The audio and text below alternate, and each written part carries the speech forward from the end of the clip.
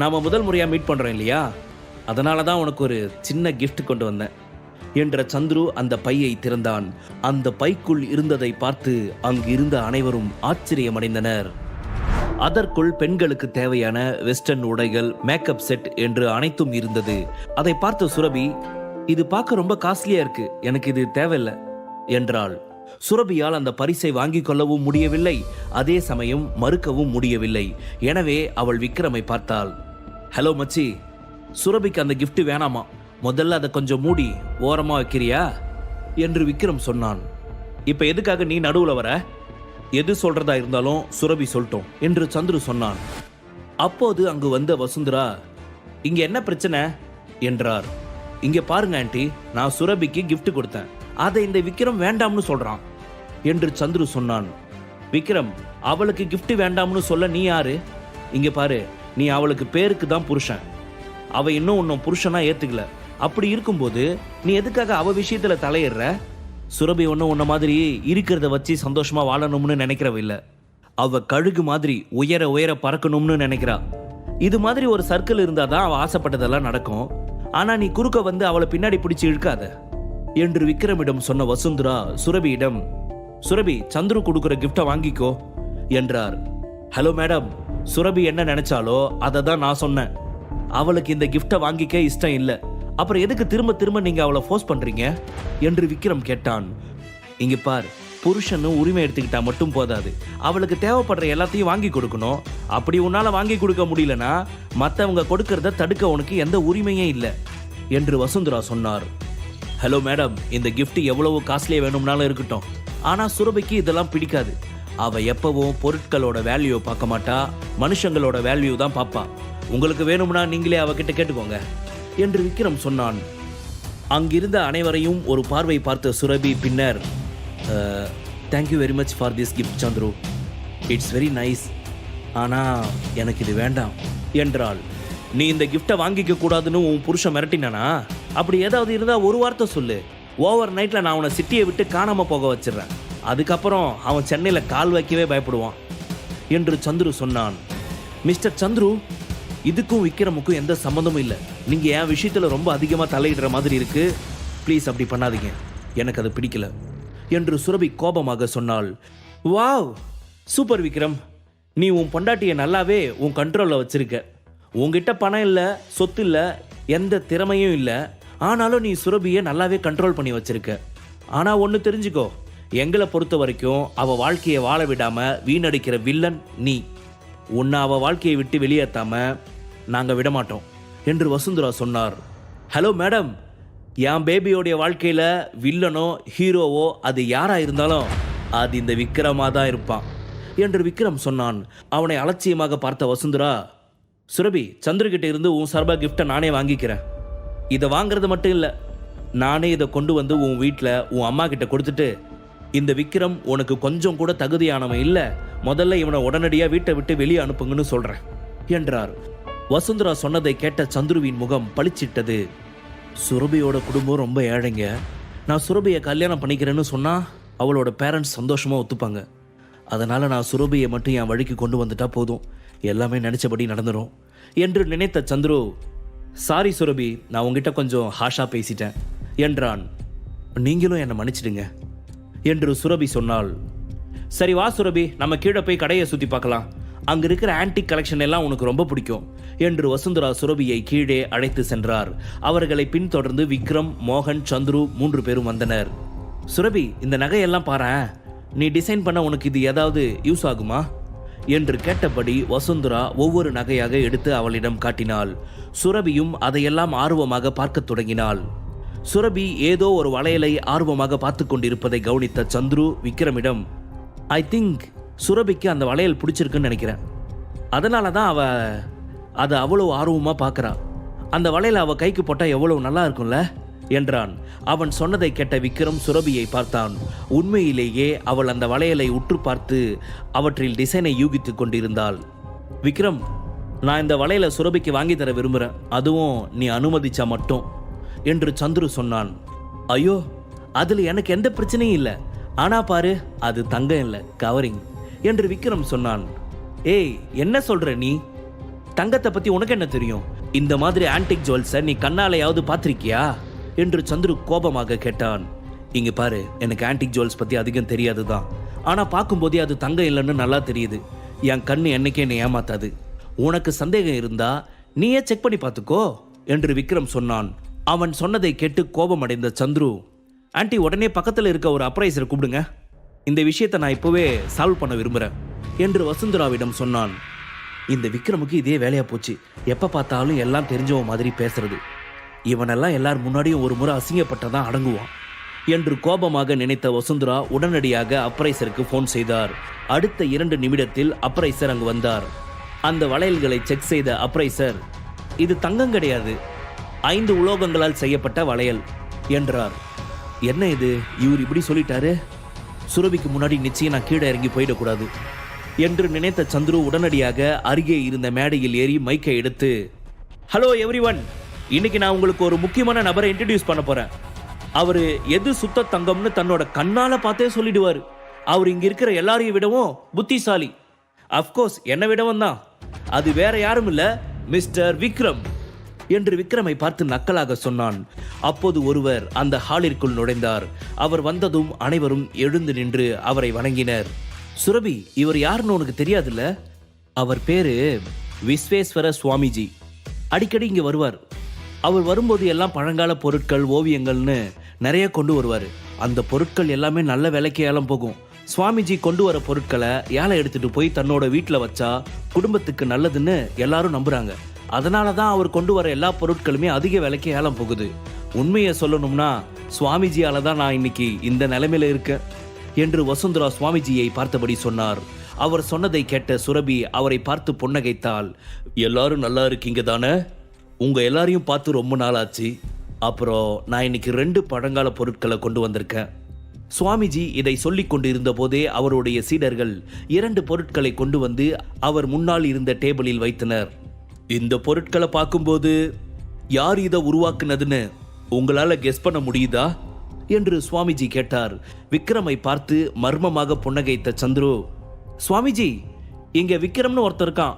அவன் ஒரு பொருளை கண்ணால பார்த்து அதை எப்ப பண்ணாங்க, எத்தனை பேர் பண்ணாங்க, அந்த பொருளோட குவாலிட்டி என்னன்னு சொல்லிடுவான். விக்ரம், என்ன அமைதியா இருக்க? அதோ பாரு, சுவாமி கொண்டு வந்த பொருட்கள். அந்த பெயிண்டிங்கை பார்த்து அதோட குவாலிட்டி என்னன்னு கெஸ் பண்ணி சொல்லு பார்க்கலாம் என்று சந்துரு கேட்டான். தூரத்தில் இருந்து அந்த பெயிண்டிங்கை உற்று பார்த்த விக்ரம், இந்த பெயிண்டிங் டெல்லி சுல்தான் தன்னோட தான் ஒய்ஃபுக்கு கிஃப்டா கொடுக்கறதுக்காக வரைஞ்சார். இந்த பெயிண்டிங் சுமார் 900 ஆண்டுகள் பழமையானது என்றான்.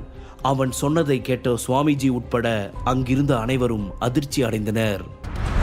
அட, தூரத்துல இருந்து பார்த்தே அந்த பெயிண்டிங் பத்தின விவரங்களை சொல்லிட்டியே. ஆனா என்ன ஒண்ணு, நீ சொல்றதையெல்லாம் நம்ப இங்க இருக்க எல்லாரும் கேனங்க இல்ல. என்ன குருட்டாம் போக்குல அடிச்சு விடுறியா? சரி, நீ சொல்றது உண்மையா இல்லையான்னு இங்க இருக்கிற எக்ஸ்பர்ட் சொல்லட்டும், அதுக்கப்புறம் நாங்க நம்புறோம் என்று அங்கிருந்த ஒருவன் சொன்னான். விக்ரம், இப்ப நீ சொன்னியே சுல்தான் ராஜா, அவரை பத்தி இன்னும் கொஞ்சம் விஷயங்கள் சொல்ல முடியுமா என்று சந்துரு நக்கலாக கேட்டான். சந்துருவை பார்த்து அலட்சியமாக சிரித்த விக்ரம் அவன் கேள்விக்கு பதில் சொல்லாமல் அருகே இருந்த டீயை எடுத்து குடிக்க ஆரம்பித்தான். சந்துரு அங்கிருந்த அனைவரையும் பார்த்து, எனக்கு சுல்தான் ராஜாக்களை பத்தி கொஞ்சம் தெரியும். பூக்கள்ல இருந்து சேகரிக்கப்பட்ட நேச்சுரல் கலர்ஸ் யூஸ் பண்ணி இந்த பெயிண்டிங்கை வரைஞ்சிருக்காங்க. இந்த பெயிண்டிங்கில் இலை, பச்சை மூங்கில், திராட்சை, இன்னும் நிறைய பொருட்கள்ல இருந்து எடுக்கப்பட்ட கலர்ஸ் யூஸ் பண்ணியிருக்காங்க. அப்புறம் பெயிண்டிங்க்கு அடியில் இருக்கிற இந்த லெட்டர்ஸ், இதை சுல்தான் தன்னோட கையாலேயே எழுதியிருக்காரு என்று தனக்கு தெரிந்த விஷயங்களை எல்லாம் சொன்னான். சுவாமிஜியும் கைத்தட்டியபடி, ரொம்ப நல்லா சொன்ன சந்துரு, உன்ன மாதிரி எக்ஸ்பர்ட்டால தான் ஆன்டிக் ஃபீல்டு இன்னும் நல்லா இருக்கு என்றார். பாத்தியா சுரபி, சந்துரு எவ்வளோ புத்திசாலின்னு?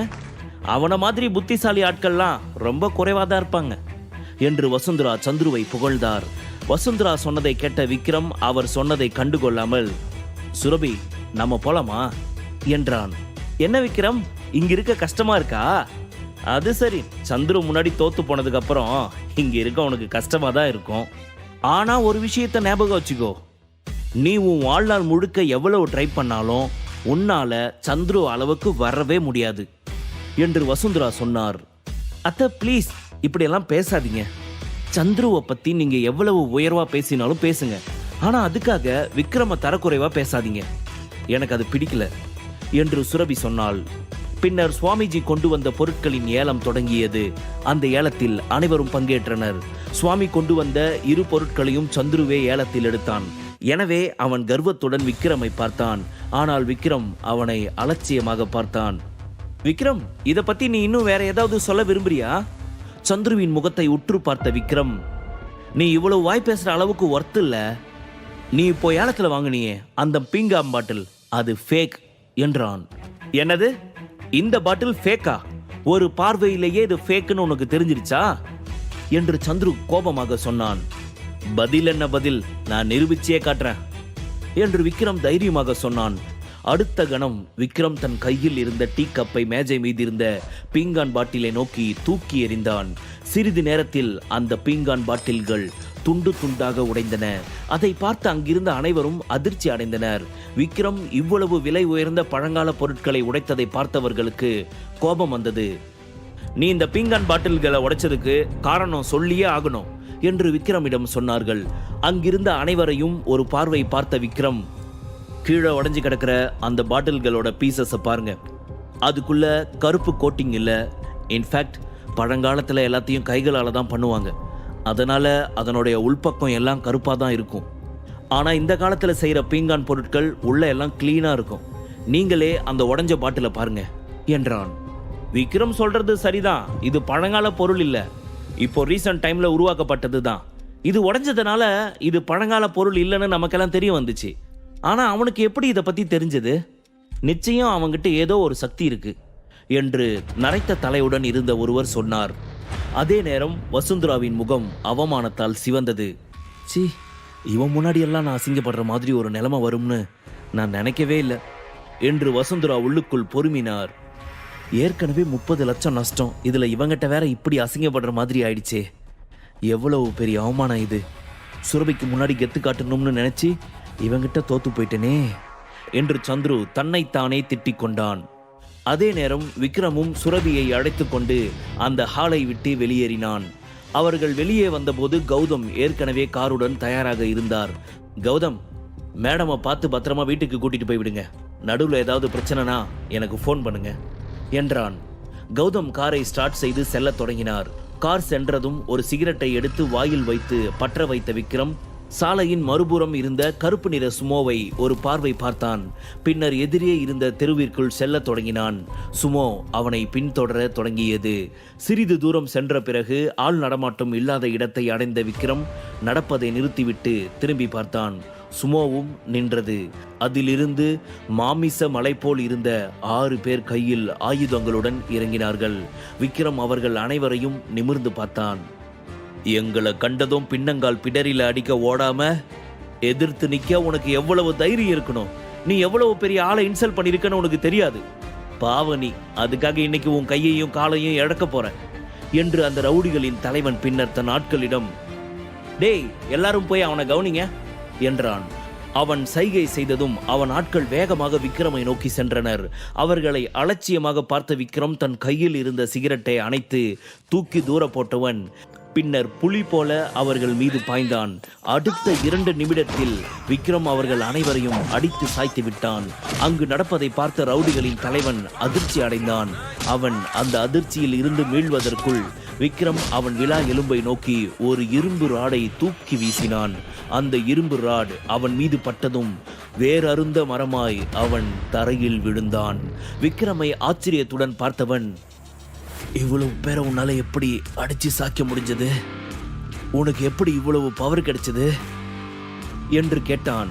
ஏனென்றால் அவன் தன்னுடன் அழைத்து வந்த ரவுடிகள் அனைவரும் வெளிநாட்டில் இருந்து வந்தவர்கள், மிகவும் வலிமையானவர்கள். ஆனால் அவர்களையே விக்ரம் 2 நிமிடத்தில் அடித்து சாய்த்து விட்டான். இங்க பாரு, சுரபிக்கோ அவ குடும்பத்தை சேர்ந்தவங்களுக்கோ ஏதாவது பிரச்சனை கொடுத்தீங்க, அதுக்கப்புறம் உங்க சாவு என் கையில தான். நான் இதை சொன்னதா போய் உன்னை அனுப்புனவங்க கிட்ட சொல்லு என்று விக்ரம் கடுமையாக எச்சரித்தான். இங்க பாரு, நீ இவ்வளோ பவர்ஃபுல்லான ஆட்களை அடிக்கும் போதே உனக்கு ஆல்ரெடி மார்ஷியல் ஆர்ட்ஸ் எக்ஸ்பீரியன்ஸ் இருக்குன்னு எனக்கு புரியுது. ஆனா நீ சாதாரண ஆளுங்க கிட்ட பிரச்சனை பண்ணல, சந்துரு குடும்பத்துக்கிட்ட பிரச்சனை பண்ணிருக்க. அவங்க நிச்சயம் உன்னை சும்மா விட மாட்டாங்க. அதனால நான் சொல்றத கேளு. வந்து சந்துரு காலில் விழுந்து மன்னிப்பு கேளு. அவர் உன்னை மன்னிச்சு விட்டுடுவாரு என்று அந்த ரவுடிகளின் தலைவன் சொன்னான். யார்கிட்ட வந்து மன்னிப்பு கேட்க சொல்ற என்று விக்ரம் தன் காலால் அவன் முகத்தின் மீது அழுத்தினான். வலி தாங்க முடியாமல் சத்தமாக அலறிய ரவுடிகளின் தலைவன் பின்னர் மயங்கி சரிந்தான். நடப்பதைக் கண்டு பயந்து போன அவன் ஆட்கள் அவனை அடைத்து கொண்டு சுமோவில் தப்பி சென்று விட்டனர். தன் கைகளில் இருந்த தூசியை தட்டிய விக்ரம் அங்கிருந்து புறப்படும் போது அவனுக்கு எதிரே கருப்பு உடை அணிந்த இருவர் வந்து நின்றனர். யார் நீங்க என்று விக்ரம் கேட்டான். சார், எங்க பாஸ் உங்களை மீட் பண்ண விரும்புறாங்க. ப்ளீஸ் ஒரு முறை வந்து அவரை மீட் பண்ணுங்க என்று அதில் ஒருவன் சொன்னான். அவர்கள் இருவரையும் சந்தேகத்துடன் பார்த்த விக்ரமின் பார்வையில் அவர்களுக்கு பின்னால் இருந்த பிங்க் நிற ஸ்போர்ட்ஸ் கார் விழுந்தது. அந்த காரில் யாரோ இருப்பதை தெரிந்து கொண்ட விக்ரம், உங்க பாஸ் யாரு என்று கேட்டான். முழு கதையையும் கேட்டு மகிழ பாக்கெட் FM ஆப்பை டவுன்லோட் செய்யுங்கள். லிங்க் டிஸ்கிரிப்ஷனில் கொடுக்கப்பட்டுள்ளது.